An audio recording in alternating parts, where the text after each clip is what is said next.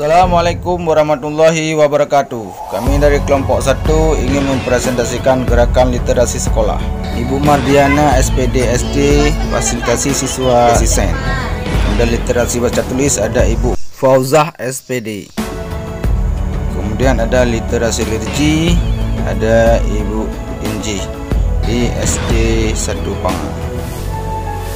Kemudian literasi digital di SMP Negeri 3 Pangah ada Ridwan SPD MANPD.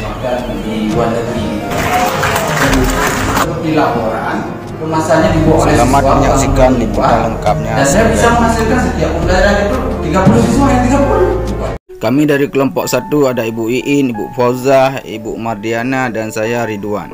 Izinkan pada kesempatan ini kami mempresentasikan tentang gerakan literasi sekolah dan nilai-nilai pendidikan guru penggerak di dalamnya. Literasi merupakan kemampuan dalam mengakses, memahami dan menggunakan informasi dengan cerdas. Berikut 3 strategi penting dalam membangun budaya literasi di sekolah. Pertama, lingkungan fisik ramah literasi, lingkungan sosial yang afektif dan lingkungan akademisi yang literat.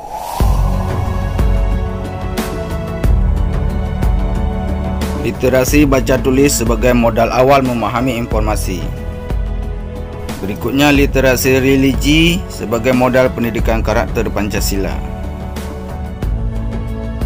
Assalamualaikum warahmatullahi wabarakatuh. Hari ini saya masuk di kelas 3 5.876. Numerasi sebagai modal menafsir data kualitas. 5.807 ya, kelompok B ya. Literasi sains sebagai modal adaptasi peserta didik dengan diri, lingkungan, dan alam semesta. Nah ini coba nomor 4, plastiknya harus plastik 1 kilo ya. Karena Guru memberikan teladan literasi kepada peserta didiknya. ya. Oke. Kami aja nomor 3. Ya.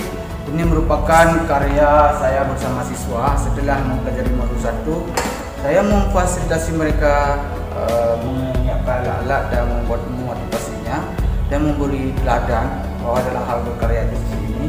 Dan karya-karya pop-up ini sudah saya publikasikan di nasional, dan bahkan saya menjadi presenter terbaik di nasional ketika membawa makalah tentang media pop-up di dalam pembelajaran. Dan alhamdulillah dalam seminar nasional itu dari 1.400 naskah saya termasuk naskah 16 besar dan menjadi presenter terbaik di nasional.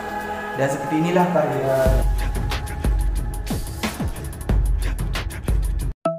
Adapun nilai-nilai guru penggerak yang muncul dari kegiatan literasi sekolah adalah sebagai berikut: mandiri, reflektif, kolaboratif, inovatif, serta berpihak pada peserta didik.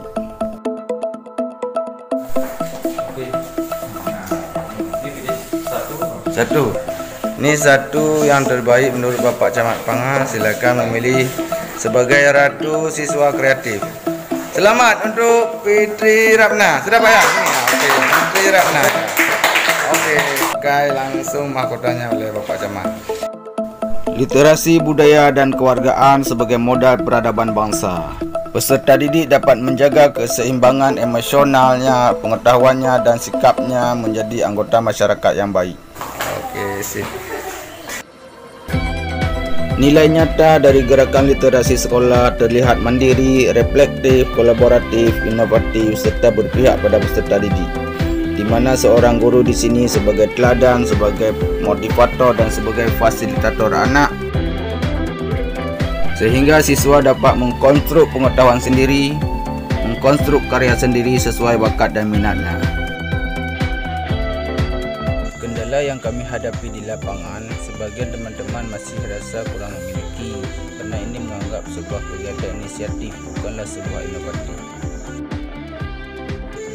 Solusinya kami terus melakukan sosialisasi dan berkoordinasi dengan wali kelas, dan kami terus berseraya dengan para siswa dan memotivasi mereka dan memberi contoh teladan dalam disiplin, berbahasa dan berkarya.